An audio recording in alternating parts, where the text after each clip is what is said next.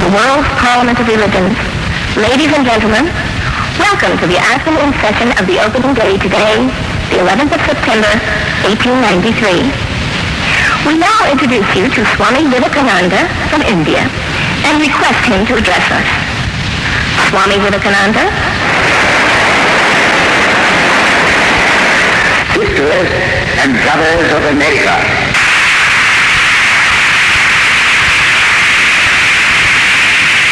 it fills my heart with joy unspeakable to rise in response to the warm and cordial welcome which you have given us. I thank you in the name of the most ancient order of monks in the world. I thank you in the name of the mother of religions. And I thank you in the name of the millions and millions of Hindu people of all classes and sects. My thanks also to some of the speakers on this platform who, referring to the delegates from the Orient, have told you that these men from far-off nations may well claim the honor of bearing to different lands the idea of toleration. I am proud to belong to a religion which has taught the world both tolerance and universal acceptance. We believe not only in universal toleration, but we accept all religions as true. I am proud to belong to a nation which has sheltered the persecuted and the refugees of all religions and all nations of the earth. I am proud to tell you that we have gathered in our bosom the purest remnant of the Israelites who came to southern India and took refuge with us in the very year in which their holy temple was shattered to pieces by Roman tyranny. I am proud to belong to the religion which has sheltered and is still fostering the remnant of the grand Zoroastrian nation. I will quote to you, brethren, a few lines from a hymn which I remember to have repeated from my earliest boyhood, which is every day repeated by millions of human beings. As the different streams, having their sources in different places, all mingle their water in the sea, so, O Lord, the different paths which men take through different tendencies, various though they appear, crooked or straight, all lead to Thee. The present convention, which is one of the most august assemblies ever held, is in itself a vindication, a declaration to the world of the wonderful doctrine preached in the Gita. Whosoever comes to me, through whatsoever form, I reach him. All men are struggling through paths which in the end lead to me. Sectarianism, bigotry, and its horrible descendant, fanaticism, have long possessed this beautiful earth. They have filled the earth with violence, drenched it often and often with human blood, destroyed civilization, and sent whole nations to despair. Had it not been for these horrible demons, human society would be far more advanced than it is now. But their time is come. And I fervently hope that the bell that tolled this morning in honor of this convention may be the death knell of all fanaticism, of all persecutions with the sword or with the pen, and of all uncharitable feelings between persons wending their way to the same goal.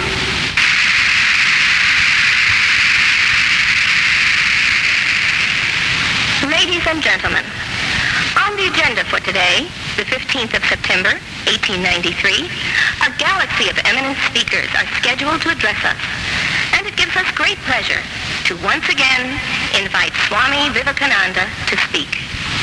His subject for today, why we disagree. I worry. You have heard the eloquent speaker who has just finished say, let us cease from abusing each other, and he was very sorry that there should be always so much variance. But I think I should tell you a story which would illustrate the cause of this variance. A frog lived in a well. It had lived there for a long time. It was born there and brought up there, and yet was a little small frog. Of course, the evolutionists were not there then to tell us whether the frog lost its eyes or not. But for our story's sake, we must take it for granted that it had its eyes, and that it every day cleansed the water of all the worms and bacilli that lived in it with an energy that would do credit to our modern bacteriologists. In this way, it went on and became a little sleek and fat. Well, One day, another frog that lived in the sea came and fell into the well. Where are you from? I am from the sea. The sea? How big is that? Is it as big as my well? And he took a leap from one side of the well to the other. My friend, said the frog of the sea, how do you compare the sea with your little well? Then the frog took another leap and asked, is your sea so big? What nonsense you speak, to compare the sea with your well. Well then, said the frog of the well, nothing can be bigger than my well.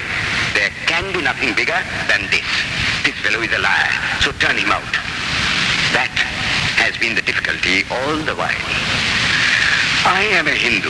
I am sitting in my own little well and thinking that the whole world is my little well. The Christian sits in his little well and thinks the whole world is his well. The Mohammedan sits in his little well and thinks that is the whole world. I have to thank you of America for the great attempt you are making to break down the barriers of this little world of ours, and hope that in the future the Lord will help you to accomplish your purpose.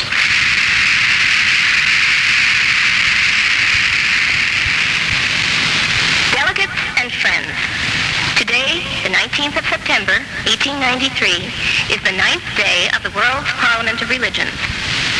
We have had the privilege of listening to many distinguished speakers from the world over address us on a variety of subjects. The time is at hand to now listen to the great monk from India, Swami Vivekananda, read his paper on Hinduism. Ladies and gentlemen, Swami Vivekananda. From the high spiritual flights of the Vedanta philosophy, of which the latest discoveries of science seem like echoes, to the low ideas of idolatry with its multifarious mythology, the agnosticism of the Buddhists and the atheism of the Jains, each and all have a place in the Hindu's religion. Where then, the question arises, where is the common center to which all these widely diverging radii converge? Where is the common basis upon which all these seemingly hopeless contradictions rest? And this is the question I shall attempt to answer. The Hindus have received their religion through revelation, the Vedas. They hold that the Vedas are without beginning and without end. It may sound ludicrous to this audience how a book can be without beginning or end. But by the Vedas, no books are meant. They mean the accumulated treasury of spiritual laws discovered by different persons in different times. Just as the law of gravitation existed before its discovery and would exist if all humanity forgot it, so is it with the laws that govern the spiritual world. The moral, ethical, and spiritual relations between soul and soul and between individual spirits and the Father of all spirits were there before their discovery and would remain even if we forgot them. The discoverers of these laws are called rishis, and we honor them as perfected beings. I'm glad to tell this audience that some of the very greatest of them were women. Here it may be said that these laws, as laws, may be without end, but they must have had a beginning. The Vedas teach us that creation is without beginning or end. Science is said to have proved that the sum total of cosmic energy is always the same. Then, if there was a time when nothing existed, where was all this manifested energy? Some say it was in a potential form in God. In that case, God is sometimes potential and sometimes kinetic, which would make him mutable. Everything mutable is a compound, and everything compound must undergo that change which is called destruction. So, God would die, which is absurd. Therefore, there never was a time when there was no creation. If I may be allowed to use a simile, creation and creator are two lines without beginning and without end, running parallel to each other. God is the ever-active providence by whose power systems after systems are being evolved out of chaos, made to run for a time and again destroyed. This is what the Brahmin boy repeats every day. The sun and the moon the Lord created like the suns and moons of previous cycles. And this agrees with modern science. Here I stand, and if I shut my eyes and try to conceive my existence, I, what is the idea before me? The idea of a body. Am I then nothing but a combination of material substances? The Vedas declare, no. I am a spirit living in a body. I am not the body. The body will die, but I shall not die. Here am I in this body. It will fall, but I shall go on living. I had also a past. The soul was not created, for creation means a combination, which means a certain future dissolution. If then the soul was created, it must die. Some are born happy, enjoy perfect health with beautiful body, mental vigor, and all wants supplied. Others are born miserable. Some are without hands or feet. Others again are idiots and only drag on a wretched existence. Why, if they are all created, why does a just and merciful God create one happy and another unhappy? Why is he so partial? Nor would it matters in the least to hold that those who are miserable in this life will be happy in a future one. Why should a man be miserable even here in the reign of a just and merciful God? In the second place, the idea of a creator God does not explain the anomaly, but simply expresses the cruel fiat of an all-powerful being. There must have been causes then, before his birth, to make a man miserable or happy, and those were his past actions. Are not all the tendencies of the mind and the body accounted for by inherited aptitude? Here are two parallel lines of existence, one of the mind, the other of matter. If matter and its transformations answer for all that we have, there is no necessity for supposing the existence of a soul. But it cannot be proved that thought has been evolved out of matter. And if a philosophical monism is inevitable, spiritual monism is certainly logical and no less desirable than a materialistic monism. But neither of these is necessary here. We cannot deny that bodies acquire certain tendencies from heredity. But those tendencies only mean the physical configuration through which a peculiar mind alone can act in a peculiar way. There are other tendencies peculiar to a soul caused by his past actions. And a soul with a certain tendency would, by the laws of affinity, take birth in a body which is the fittest instrument for the display of that tendency. This is in accord with science, for science wants to explain everything by habit, and habit is got through repetitions. So, repetitions are necessary to explain the natural habits of a newborn soul, and since they were not obtained in this present life, they must have come down from past lives. There is another suggestion. Taking all these for granted, how is it that I do not remember anything of my past life? This can be easily explained. I am now speaking in English. It is not my mother tongue. In fact, no words of my mother tongue are now present in my consciousness. But let me try to bring them up, and they rush in. That shows that consciousness is only the surface of the mental ocean, and within its depths are stored up all our experiences. Try and struggle. They would come up, and you would be conscious even of your past life. This is direct and demonstrative evidence. Verification is the perfect proof of a theory, and here is the challenge thrown to the world by the rishis. We have discovered the secret by which the very depths of the ocean of memory can be stirred up. Try it, and you would get a complete reminiscence of your past life. So then, the Hindu believes that he is a spirit. Him the sword cannot pierce, him the fire cannot burn, him the water cannot melt, him the air cannot dry. The Hindu believes that every soul is a circle whose circumference is nowhere but whose center is located in the body, and that death means the change of the center from body to body. Nor is the soul bound by the conditions of matter. In its very essence, it is free, unbounded, holy, pure, and perfect. But somehow or other, it finds itself tied down to matter and thinks of itself as matter. Why should the free, perfect, and pure being be thus under the thraldom of matter, is the next question. How can the perfect soul be deluded into the belief that it is imperfect? We have been told that the Hindus shirk the question and say that no such question can be there. Some thinkers want to answer it by positing one or more quasi-perfect beings and use big scientific names to fill up the gap. but naming is not explained. The question remains the same. How can the perfect become the quasi-perfect?